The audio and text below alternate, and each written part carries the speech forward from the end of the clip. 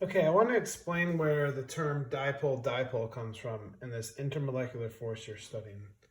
It comes from something that's called a dipole moment. And a dipole moment is a property of a chemical bond.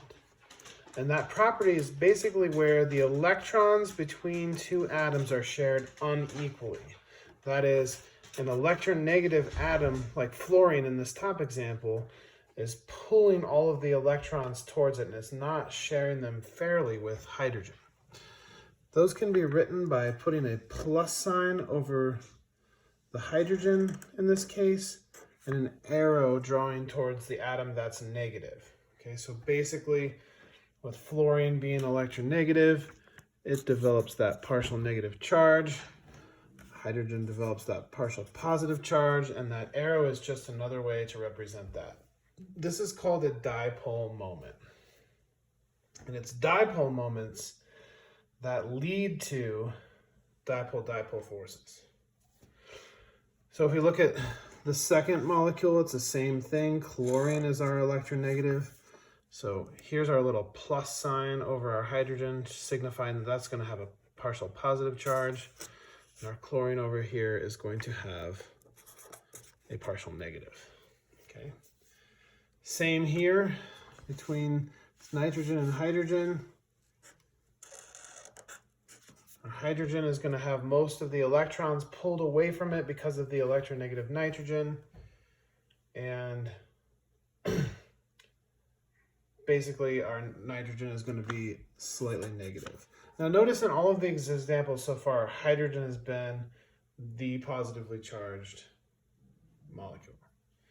Sorry, the positively charged atom. It doesn't have to be that way.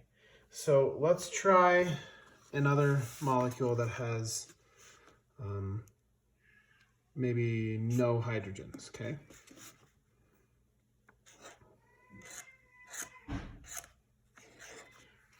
All right, there is some carbon monoxide.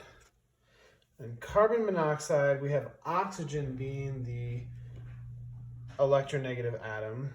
It's going to pull the electrons towards it. Don't worry so much about this triple bond, but just note that oxygen is more electronegative than carbon. So we have this pull of electrons towards the oxygen over here. This is going to be negative, and this is going to be slightly positive, okay? All right, this is called a dipole moment. If you combine this with the video I just made on dipole-dipole forces, hopefully that helps. I want you guys to let me know if these two videos have helped you with this project or not, or if you need more information. And making videos on the fly like this, it's not super sophisticated. I haven't set up an amazing system for making videos, but I just wanted to get you guys some information, okay? So hydrogen is not ever electronegative. It's never going to be negatively charged. It's never going to pull things away from it.